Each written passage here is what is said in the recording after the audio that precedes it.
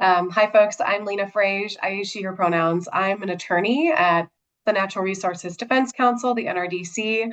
I work in our nature program on our pollinators and pesticides team, where I try to reduce or eliminate the unnecessary use of pesticides, particularly neonicotinoids or neonics. And one of the main campaigns that I work on is in Colorado. And so I am going to dig a little bit deeper into the impacts of neonics and their prevalence in our environment. I'm kind of going to speak more generally about the environmental impacts as well as impacts on human health. And then after that, I will pass it to Jacqueline. So maybe that's a good time to segue into your intro, Jacqueline. Perfect. Thank you so much, Lena. Hello, everyone. It's so nice to be joining you all this evening. Really excited to speak with this group. My name is Jacqueline Buenrostro, she, her pronouns. I am on the pesticide reduction team with the Xerces Society for Invertebrate Conservation, and I work on our policy efforts as they touch pesticide reduction. So if you haven't heard of us before, the Xerces Society for Invertebrate Conservation, it's sort of in our name. We work to conserve invertebrates, and really our mission is to protect the natural world through the conservation of invertebrates and their natural habitats. So we are basically a collection of bug nerds who are really passionate about this, and we work on everything from, endangered species conservation to habitat restoration, pesticide reduction on the team that I'm on, and policy efforts that touch all of those things. So tonight I am really excited to segue from what Lena is going to set us up with some really good background information, and I'm going to take us on a little bit deeper dive into the harm that neonicotinoids can pose to our pollinator populations in the state. This will set Henry and Joyce up to give us some solutions to this harm. So I will toss it over to Henry to introduce himself. Hi, I want to thank Ruth Ann and Maggie for having us. This is really a great forum. My name is Henry Stiles. I'm a conservation and wildlife advocate with Environment Colorado. The organization basically works for clean air, clean water, wildlife, and open spaces. We're a statewide nonprofit. Um, I've done a lot of work on pesticides since being in Environment Colorado. I've also done a lot of stuff surrounded protecting our public lands and that kind of thing. Um, Really interested to talk tonight about progress that Colorado has made on this front. I do think that we are a leader in the country at protecting pollinators. We've had some significant legislation, and I'm going to talk about a specific piece of legislation we passed in 2023, and look forward to sharing that with you and what it means to all of us that we passed that. And with that, I'll kick it over to Joyce. Hi, everyone. Great to be here tonight. I'm Joyce Kennedy, the Director of People and Pollinators Action Network, and I recognize a number of names here. So I think some of you know who we are, but we're also a statewide organization, and we're working to advocate for better pollinator habitat, less use of pesticides. What are some of those interactions with human health? And really trying to move the state forward to be the best we can be to support pollinators, often through native plants. So I'm excited to provide a few solutions that we have in store for this coming legislative session, and then just some things that individuals can do. So Lena, why don't you lead us off? All right. Let me share my screen. Okay. Everybody can see that? Good. Okay. So as I mentioned, my work targets neonicotinoids or neonics. If you haven't heard of these before, they are a class of neurotoxic insecticides. They're the most widely used insecticide in the world. They're super duper toxic to wildlife, but especially toxic to insects like bees. And they're pretty much ubiquitous in our environment. And so the primary and most widespread use that we target, at least especially in our work in Colorado, are seed treatments. So that thin coating on crop seeds, primarily corn in Colorado, which covers over 1 million acres. And just to get an understanding of the scale that we're talking about in Colorado, just on average, there's about 30,000 of these seeds planted per acre. So multiply that by a million, and that's just for corn. So by far, these seed treatment uses are the most widespread use, and that's why we really try to target it. But we also target urban and landscape uses as well. And just to kind of dig a little deeper in the way that neonics work, so they permeate plant tissues. So they basically can make the whole plant toxic, especially when they're used as a seed treatment. So those chemicals will get taken up by the plant as it grows. And then the fruit, the pollen, the nectar, all of it becomes toxic to bees and any creature that consumes it. So if you're eating an apple, for example, that was treated with neonics, you can't really wash them off. The chemicals basically become infused in the fruit, and it turns out when we're talking about seed treatments, that most of the chemicals do not even get absorbed by the plant, only about 2 to 5% of it. The rest, the other 95%, can just stay in the soil where it can persist for years. It can contaminate water bodies and other nearby wildlife. And so, because of this, neonics are just about everywhere, from farms to urban landscapes. And this graph just shows the magnitude of the neonic problem that we're facing. So just to explain a little bit what this graph is, that light blue bar is the harmfulness attributable to neonics, to insect life. And that dark blue bar is that of all other insecticides combined. So they're super, super toxic. And that's why our work just focuses on trying to reduce the size of that light blue bar. And we're already seeing neonics in water bodies, which raises concerns for aquatic ecosystems. There was a study in Japan that linked the collapse of a fishery to the introduction of neonics in nearby agriculture. And we actually had an expert take a look at this problem in Colorado. And unfortunately, neonics are in our groundwater, they're in our surface water. And unfortunately, conventional water treatment, they don't filter out neonics. So, what does this look like as far as ecological impacts? Just one neonic treated corn seed has enough active ingredient or chemicals to kill 250,000 bees. And they kill bugs by attacking their nervous system. And I'm sure Jacqueline will get a little bit more into this, but basically, if you've ever seen a bee that's been acutely poisoned by neonics, they'll just be twitching uncontrollably before becoming paralyzed and dying.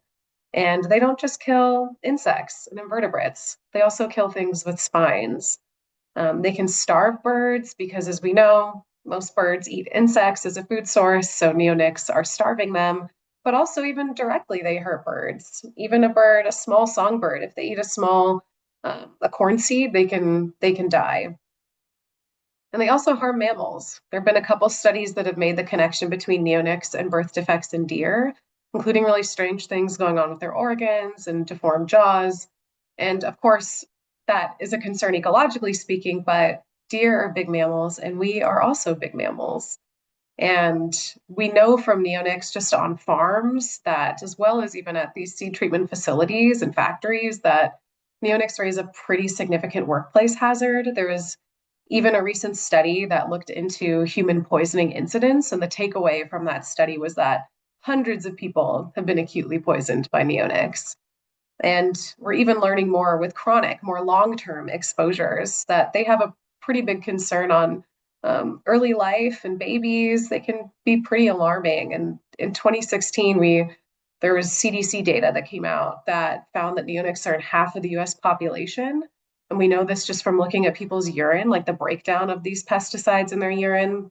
And there was even a more recent study that looked at pregnant women and found that over 95% of them had neonics in their body, with the highest levels in Hispanic women, and with those levels rising every year of that study. And this is pretty concerning because there are more and more studies coming out that are linking neonic exposures to developmental neurological damage in humans, including decreased testosterone, decreased sperm amounts. I mean, really just a lot of consistent, harmful effects that we're seeing with people, we're also seeing in controlled animal studies. And in addition to all of this, it raises some pretty glaring equity concerns. We know, in addition to the direct impacts on pregnant Hispanic women, we also know that, eating organic or using carbon filtration water systems at home, these are great ways to try to avoid exposures, but we know that's not available or affordable for everybody. And of course, if we lose our pollinators, nutritious food is just going to become more expensive and more inaccessible for people. So I think with that, I can hand it over to Jacqueline to get more into what this looks like ecologically. Thank you so much, Lena, for that. really useful, but a little bit disturbing background, I am going to lead us into what this means for Colorado's pollinators. Can everyone just give me a quick thumbs up if you can see my screen okay? Perfect, thank you. So first off, why do we care about pollinators in the first place? I don't think I really need to convince this amazing group that we should care about pollinators, but I think it's always useful to see some data to back this up, right? So first off, 85% of our plant species on the planet require pollinators to reproduce. This includes some of my Colorado native favorites like blue penstemon, rabbitbrush, and of course sunflowers. And also, 1 in 3 mouthfuls of food that we eat and drink relies on pollinators for its insect population. And again, this includes some of our Colorado favorites like our Palisade peaches, apples, Rocky Ford cantaloupe, beans, tomatoes, squash. The list really goes on. So we are really lucky here in Colorado. Our state is home to over 1,000 species of bees. That's nearly a third of all the bee species in North America. And we are also home to about 300 species of butterflies, which is over 40% of the butterflies in North America, north of Mexico, in the US and Canada. This is not even mentioning the flies, beetles, wasps, moths, and other insects who serve as pollinators. So this is really some incredible diversity that honestly we stand to lose because unfortunately our pollinators are in decline. So nearly 30% of our bumblebee species in the state are imperiled. We also have 7 species of imperiled butterflies. On the ecosystem level, there was this great study that came out in 2023 that looked at insect abundance in this high elevation meadow outside Crested Butte. And what that found is that abundance of insects declined by over 60% over a 35-year period in that high elevation meadow. And at this point in time, there is really robust scientific consensus that the use and overuse of these neonicotinoid insecticides are a major driver of the pollinator declines that we are seeing here in Colorado, but also throughout the United States. So, neonic use is widespread in our Colorado landscapes, from use in agriculture to use around our homes and gardens, and even use on the plants that we purchase from nurseries to support our native pollinators. Much of this use is needless. It does not benefit residents. It does not benefit growers. And so, to understand why neonics are so harmful to pollinators in these spaces, I'm going to take a moment to kind of dig into how our pollinators can be exposed to these chemicals. So pollinators can be exposed to neonics, of course, from direct contact. So that is when they are sprayed directly. And so it makes sense that the risk from these kinds of exposures is highest when neonics are sprayed over places where our pollinators are likely to be. So this is our blooming crops, our weeds, and our native plants and our pollinator gardens. And this applies, of course, to bees, but also to other insects like butterflies, beetles, and flies that can be exposed in this way. Pollinators can also be exposed to neonics from residues that linger from a previous treatment. And there are a few things about neonics that Lena talked about that makes this piece so concerning. The first is that neonics are systemic. This means that they are taken up by the plant and they are present in all parts of the plant. This isn't something that you can wash off, like Lena said. It's infused into the plant tissue. It's present in the leaves, stem, pollen, and nectar. The second is that neonics are pretty long-lived. They can take months or even years to break down. And so taken together, these two pieces make these residues particularly dangerous to our pollinators. So not only bees visiting flowers and taking up that contaminated pollen and nectar, but also our caterpillars that are munching away on contaminated leaves.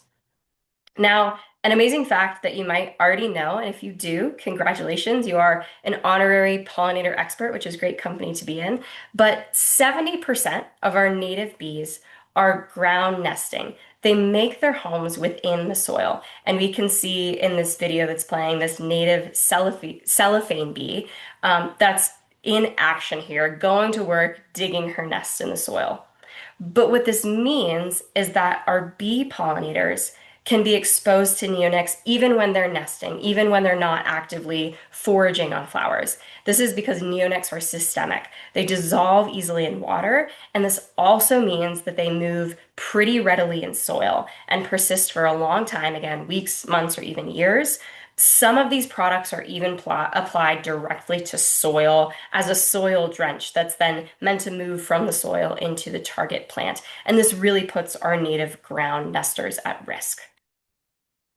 Now, for both our ground nesting bees and our cavity nesters, they use plant and soil materials around them to actually build their nests. Many of you have probably spotted a beautiful leafcutter bee or seen its mark in your garden with these sort of circular discs taken out of your plants. If that leaf material is contaminated with neonics and that bee brings it back to the nest, that adult bee, as well as its offspring, are going to be exposed to these chemicals. And so, what does all this mean for our wild and managed pollinators in Colorado? So, like I mentioned before, pollinators can be exposed in our agricultural landscapes, our urban landscapes, and through the plants that we buy at nurseries. And so, I'm going to touch briefly on some research that shows us the effects in each of these spaces. So, looking at how this plays out in the real world, Lena told us a lot about these treated seeds. And there is now a robust body of research from multiple sources that shows us the many ways that the exposure from these treated seeds impact our native and our managed bees. So, first, we just see fewer bees in these areas compared to fields without treated seeds. So 50% fewer wild bees around these treated fields compared to untreated. Next, we see that these bees don't build their nests in these areas compared with untreated areas. 100% reduction in nesting of solitary bees in these spaces. We also see effects to bumblebee reproduction. So in these treated seed fields, we see 40% fewer male and worker bumblebees. We also see 70% fewer queens. Looking at data of our managed bees, our honeybees, we also see effects. So looking at 90 different assessments of effects on honeybees and compiling that data together, we see physiological effects from 74% of those exposures. And physiological effects include things like metabolism and respiration, things that are very important for that bee's existence. We also see behavioral effects in 58% of exposures to honeybees. And behavioral effects include things like navigation and learning. Again, essential things for the survival of these bees. And so all these effects add up. Even those that don't result in immediate death can cause populations to decline over time. So what about in our urban and residential spaces? So seed treatments are not as much of an issue in these settings, but we do see that for some reason, the labeled application rate, so how much pesticide you're allowed to apply in yards, can be much, much higher than in our agricultural areas. So some products that are labeled for ornamental uses, like on our trees and bushes in ornamental areas, they are labeled for use at rates that are 12 to 100 times higher than an equivalent product in an agricultural setting. And so, because of this high toxicity and high volume, it is relatively easy to cause harm in these spaces. So, for one example, in 2013, there was the largest native bee kill ever recorded in history. That occurred not in Colorado, but in Wilsonville, Oregon. And in this situation, more than 50,000 bumblebees died when over 50 blooming trees were sprayed with neonics in a parking lot. And that spray happened by a trained professional applicator. This loss of bees represents potentially hundreds of wild bee colonies, so a really big impact there. And of course, we've already touched on this issue of persistence or how long it lasts in the environment, but I think it's worth repeating. Neonics, if applied in our residential areas, can persist for weeks, months, or years in our trees, soils, turfs, pollinator plants, and even weeds in our yard. And so finally, moving to our nursery plants, even the plants that we are specifically buying to support pollinators in our landscapes could have harmful levels of neonics. These chemicals are commonly applied in a nursery setting, partially driven by consumer demand for clean, insect-free, and damage-free plants. And research has shown that this use can be really harmful to the pollinators that we are hoping to support. So, for example, there was a study that showed that milkweed treated with neonics caused 100% mortality of monarch caterpillars when they were exposed to that plant just 24 hours after it was treated. But even if we waited 2 weeks after that treatment to expose the caterpillars, we still see some dangerous effects here. 40 to 80% mortality of those monarch caterpillars exposed to plants 2 weeks after they're treated with neonics. So, in summary, here, before I toss it to Henry and Joyce to go over some solutions with us, neonics are highly toxic. They are persistent, they last a long time, and they are prone to moving away from where they were applied.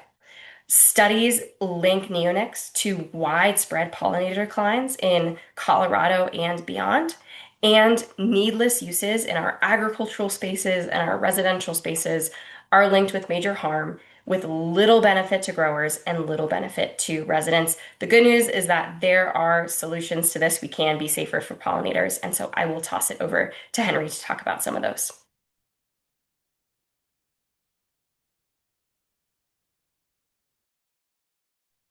Thanks, Jacqueline. Let me see.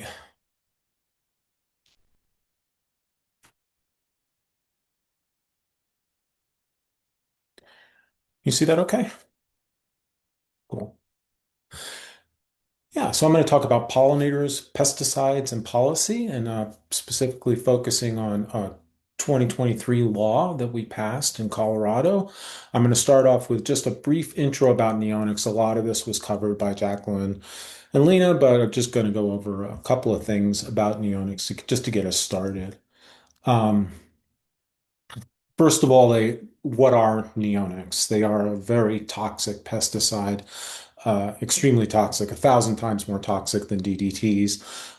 They are systemic, as Jacqueline said, they are taken up by the plant. So basically, they make the entire plant toxic, from roots to pollen to everything.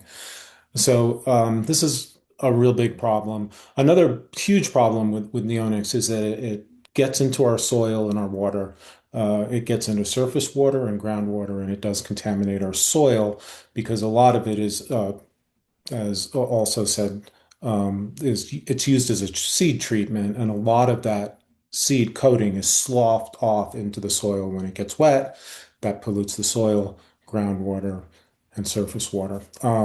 Most commonly used insecticide in the world. So all this stuff is all over the place, and it's a neurotoxin, and that was explained earlier that it attacks the nervous system of insects, and it's also showing effects in other animals, which is concerning.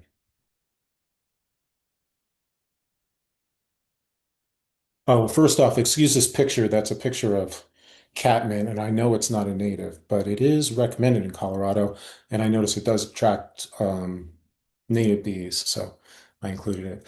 Um, but anyway, a threat to pollinators. That we know now that neonics are a key driver in pollinator decline. They cause lethal effects and sublethal effects as well, that don't outright kill, but impair navigation, immunity, and reproduction. So they really are affecting populations of pollinators. And as I said, very, very toxic and persistent. They last in the environment for a very, very long time. So Colorado has been a leader in this space, although other states have done things as well. But Colorado's probably most well-known legislative solution was Senate Bill 23. 23 is for the year, and 266. And I should say something, I didn't write down the sponsors in here, but a couple of environmental champs we have in the legislature were prime sponsors on this bill. A shout out to Senator Kathy Kipp and uh, Representative Kyle Brown, who's also my representative here in Boulder. Kevin Priola was also a prime sponsor. He's no longer in the legislature, and also Senator Lewis, also from Boulder County. So what does 23266 do? Um, what it does is it makes neonics a limited use pesticide. Before that, it was freely available as a pesticide, and this restriction it went into place in July 1st, 2024. And so what does a limited use pesticide mean? It means that generally there are no retail sales. Neonic products are banned from general retail and virtual shelves, which is really important. I'll get to that in a minute. So you can't go into a hardware store, a big box store, garden centers, grocery stores, places like that, and you won't find things with neonics on them.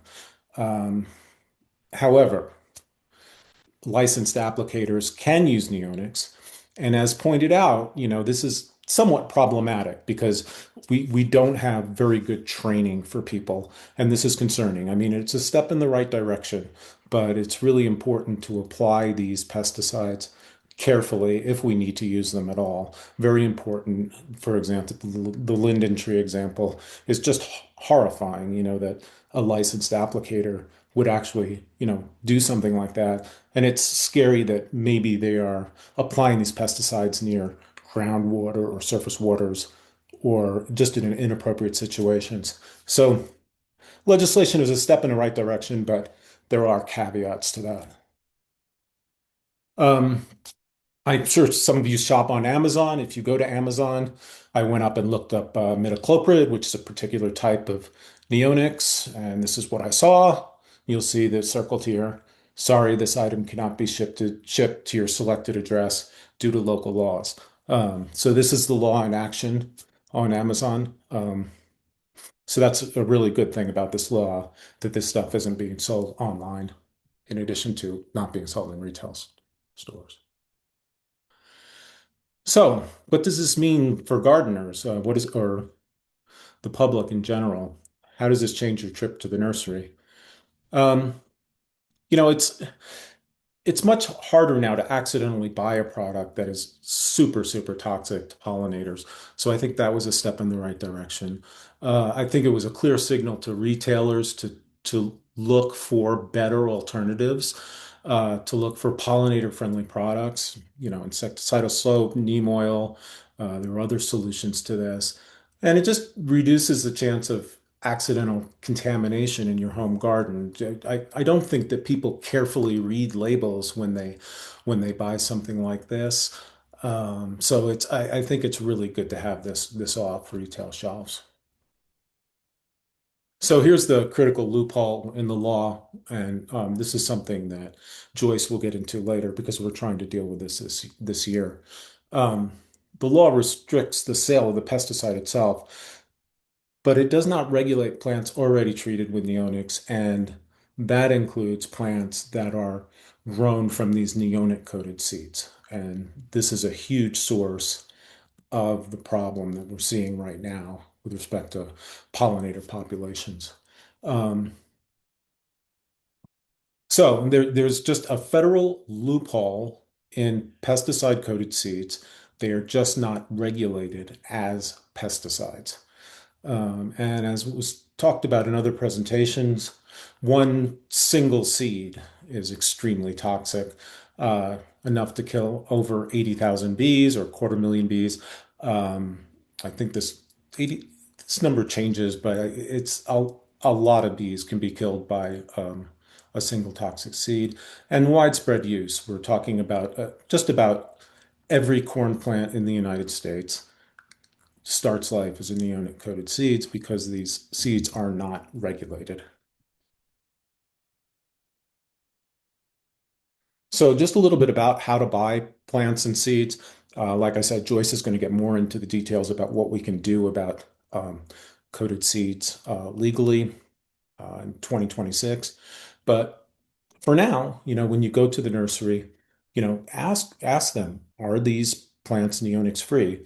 Were they grown from treated seeds? It's great to raise awareness with the nursery or whoever is selling plants to you, and you can try to buy organic.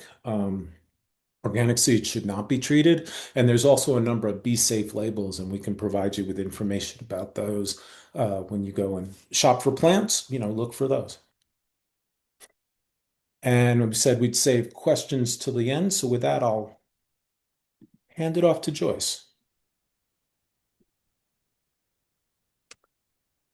Well, thanks. I am bringing up the rear of these presentations, and then we'll dive into some questions. Thanks to all of our presenters for providing excellent background information. And Jacqueline's going to be changing my slides. So Jacqueline, if you'll change the slide. And thanks, Henry, for summarizing the neonic legislation, which really has served the state well by raising greater awareness of the neonic issue.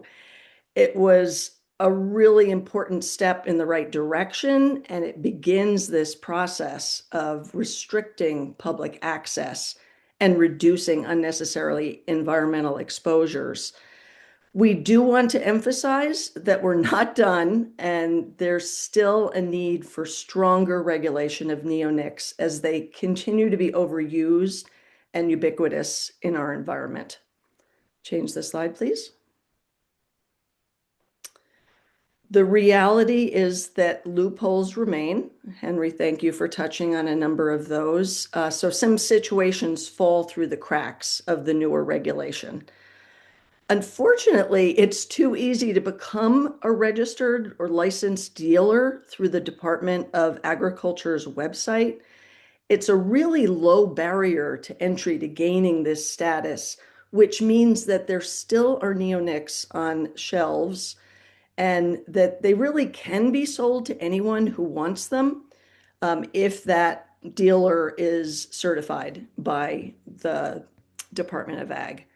But we are really hopeful that access is more limited now due to this statute and that it is reducing homeowners' use of these chemicals as a result. It's also important to note that there is limited regulation of commercial use of neonics and neonic-coated seed in agriculture. So these are gaps that really need to be addressed. Change the slide, please. Because EPA is actively rolling back and easing regulations right now, it's more important than ever that Colorado strengthens protections at the state level. So please keep supporting state action. Keep that in mind as we get into the legislative session. Many people think if the EPA approves something, it might be safe. But truly, if the EPA approves a product for market, it does not mean it's safe. As a matter of fact, they rely on industry studies for many of their decisions around the pesticides that get released. So your consumer awareness is really crucial. It's been said before, but I'll emphasize once again that many neonic uses are just not needed. And so we need to think about ways to eliminate these unneeded uses. Slide change, please. Number one, I recommend eliminating all synthetic pesticides and fertilizers on our own properties. We can control that. Many of these products are for aesthetic purposes and therefore not needed. If a product contains neonics or synthetics, just skip it. If you must bring a product home, be thoughtful about it. Read the labels carefully because the label is the law. And if somebody is going to use a product, making sure to use it in the right quantity is important. These products can provide, or they promise quick solutions, I should say, but they come with long-term ecological costs. So please think twice. Change the slide, please. As you know, there's starting to be a shift in our cultural expectations around landscaping. we're starting to move away from the perfect lawns and high maintenance yards. But as we do that, we really also need to rethink pest and weed control because we want the goal to be ecological function, not cosmetic perfection. Slide change. A healthy landscape doesn't rely on chemical responses to every pest or weed. We really have to think about the big picture ecosystem approach to building and maintaining landscapes. It makes them more resilient and productive, and we need that in an arid climate in particular.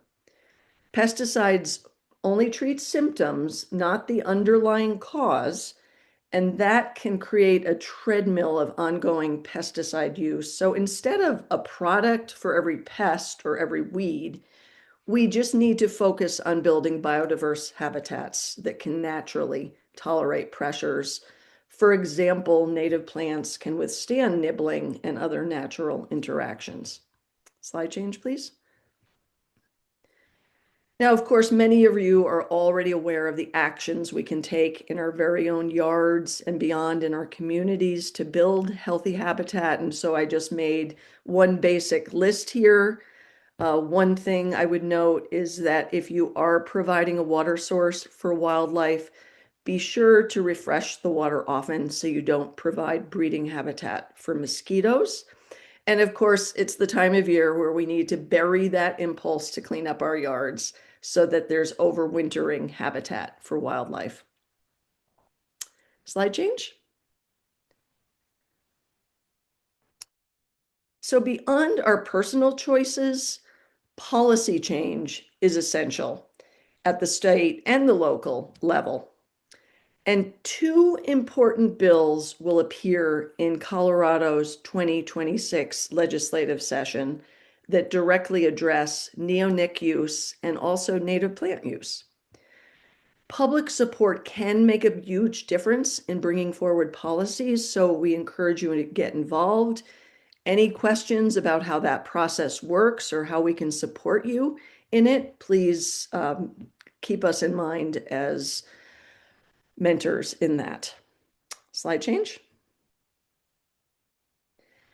The Seed We Need policy proposal arose out of an educational campaign and aims to eliminate the unnecessary, we keep talking about unnecessary uses of neonic applications to agricultural seeds, especially the ones that don't benefit farmers and aren't needed for their crop success. So the idea of the policy is to essentially target those wasteful neonic uses that don't provide meaningful agricultural value. This is not a ban on neonic-coated seeds, but it would aim to eliminate the uses that do not benefit farmers or provide any meaningful insurance against pests. And of course, in turn, that will save them money. They won't have to pay for these coatings in a time where producers are stretched so thin. Important to note that farmers would still have the opportunity to use the coated seed if they are needed and approved for use. And this approach is based on a successful model that was developed in Quebec, where the neonic coated seeds have been reduced by 95% since the policy went into effect. Similar bills have also passed in New York and Vermont. They've not been implemented yet, but there's a growing trend toward this. And I want to point out, and maybe my colleagues can put a link to the Seed We Need Colorado website in the chat. We are encouraging folks to go to this website to learn more about the campaign. There's also an opportunity to sign on to learn more, stay engaged in the process, and get involved.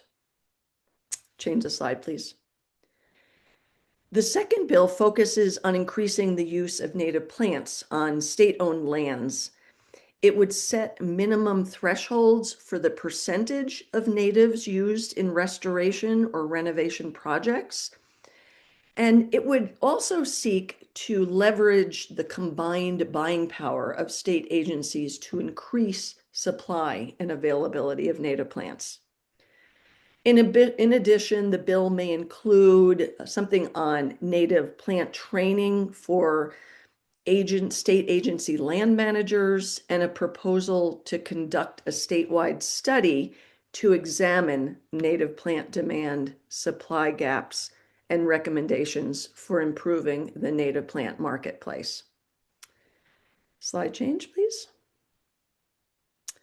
Here's my email if you have any questions or have any follow-up. And I will turn it back to my colleagues to start take a look at what questions we might have.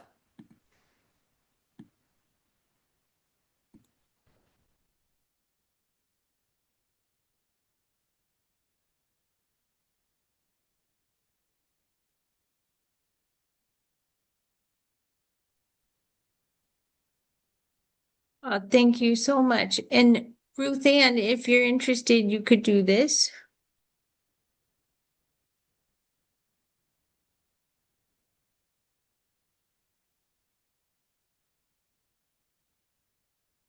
And Oh, yeah, okay. I think I get the first question.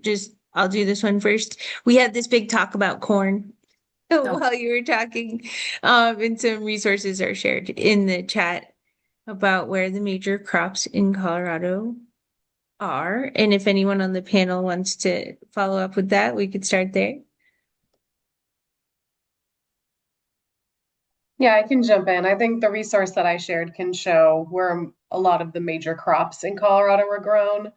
And it seems like, I don't know the name of the person who commented that, but it is correct that I think most of the corn, it seems like, is grown in the east, a little bit in the south, not so much in like the northwest. That's the area that does not seem to have much or any corn. Right, it's the North Platte watershed, and we do see the corresponding toxic pollution in the water in those areas as well. Just, I think you covered that, the report that we have, the water pollution report. Might be good to share a link to that. Maybe I could find that.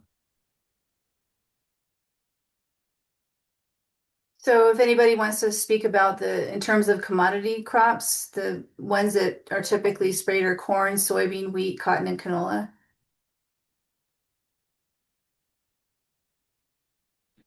That was the list that came, off the top of my head. Lena may have some other examples. I think there are multiple other.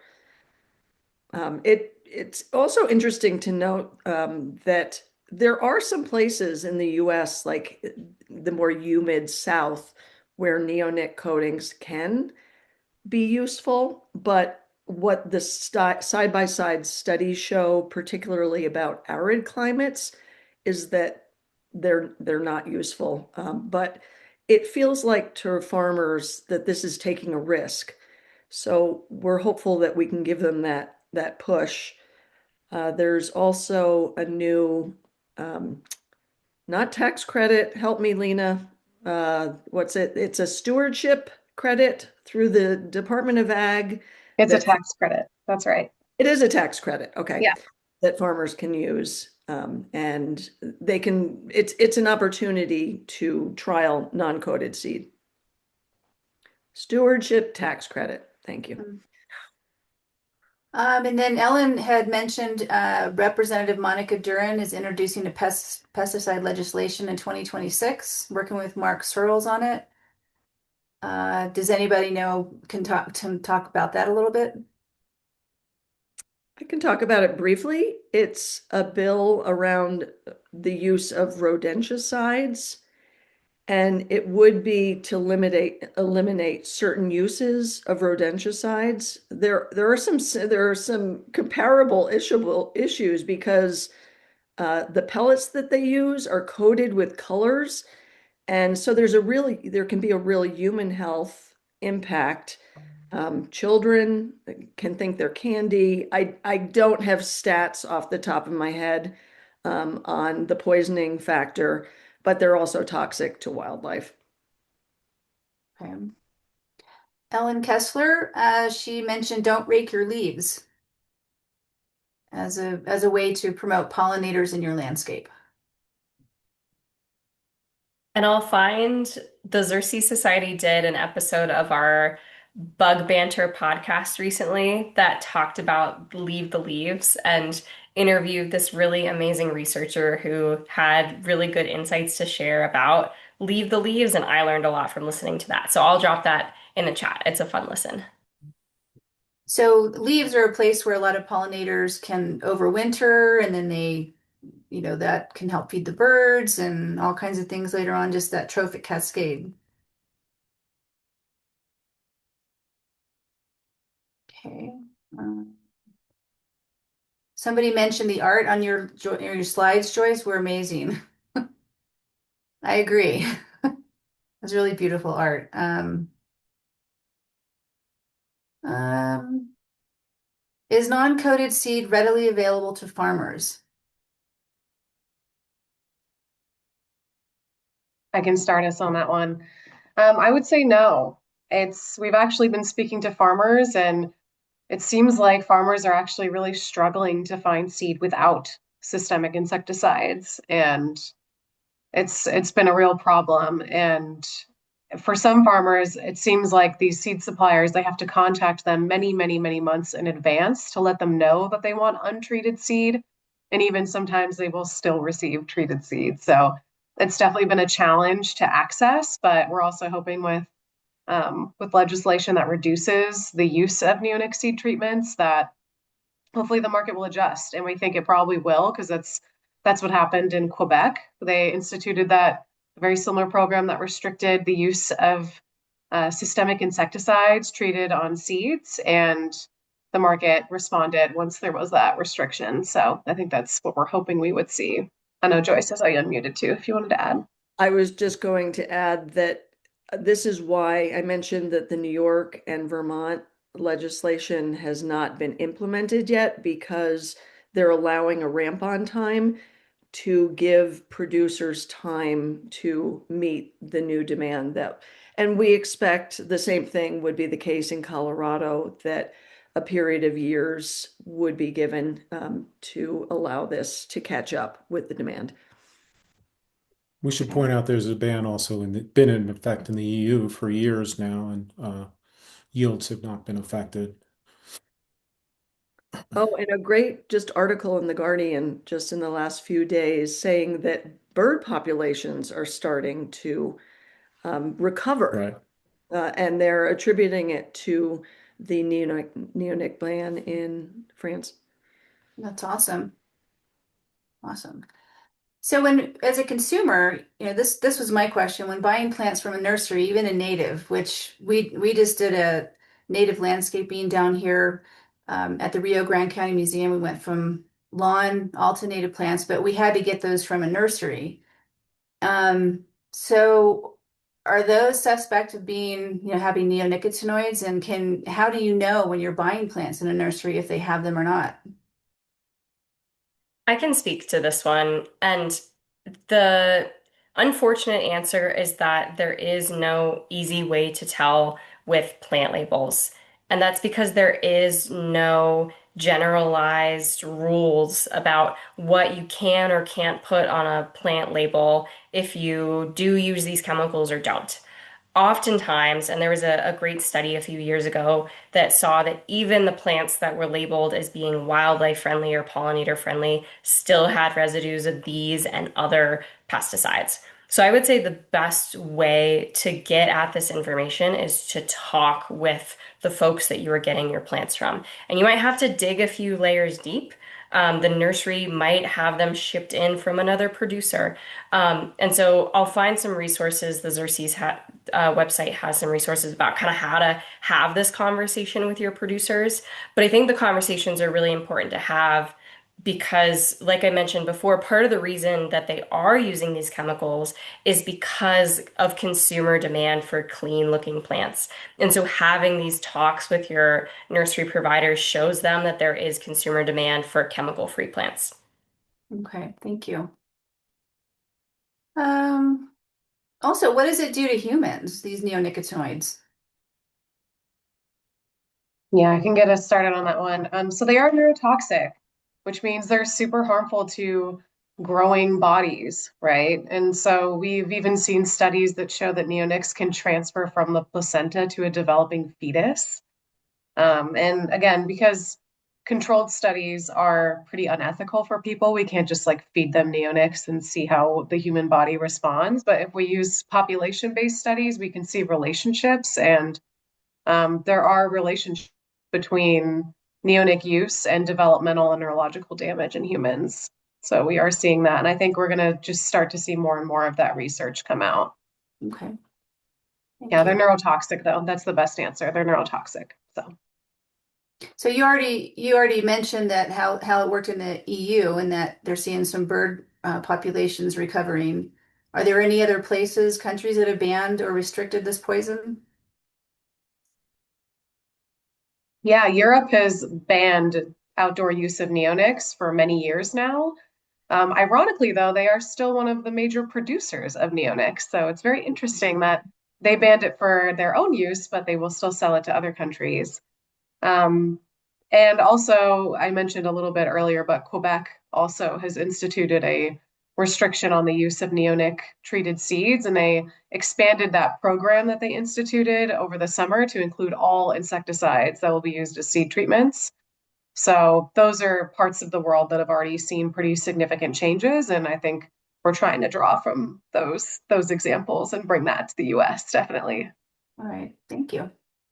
Idell Fisher, she mentioned that if anyone's interested in planting more neonic-free native plants, there's a free Aurora native plant seed swap this weekend if you live in the Denver metro area. That is a great way. You know, what we do in the Colorado Native Plant Society is we do seed swaps, we gather wild seed, and then we do seed sowing events too. A lot of the chapters do that. So that's a way of keeping out the nursery completely, and you don't have to worry about that. So that was a good promo there, Adele. Thank you. Bug Banter.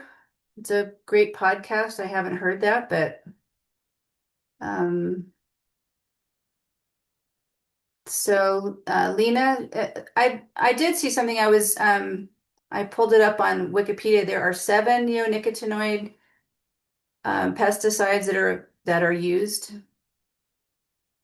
Yeah, the 5 that I dropped are the 5 most common that you're probably going to see, and that's something you can check labels for.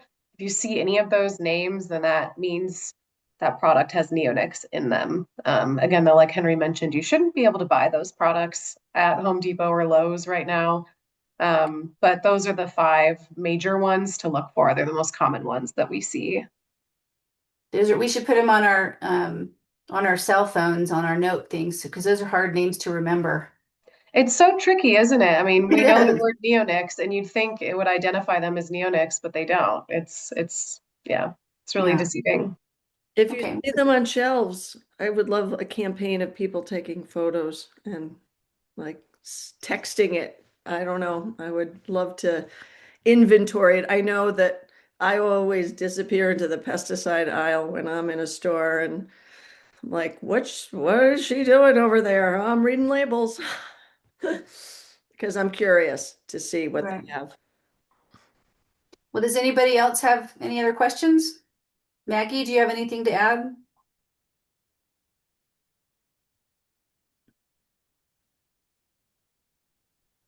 Well, thanks so much, you guys. We are so excited to hear this story, and I will make the recording available. And Colorado Native Plant Society, is currently going through a strategic planning process. And so, how we intersect with legislation like this is part of our current conversation. So if you are interested in getting involved in that at all or just have feedback, please contact me. I'm going to put my email in the chat. We just really want to work with our partners in the most effective way to advance our collective goals. And so thank you for helping us do that. All Thank you, right. Maggie. Yeah, thanks everyone. Thanks all you guys for the presentation. That was nice.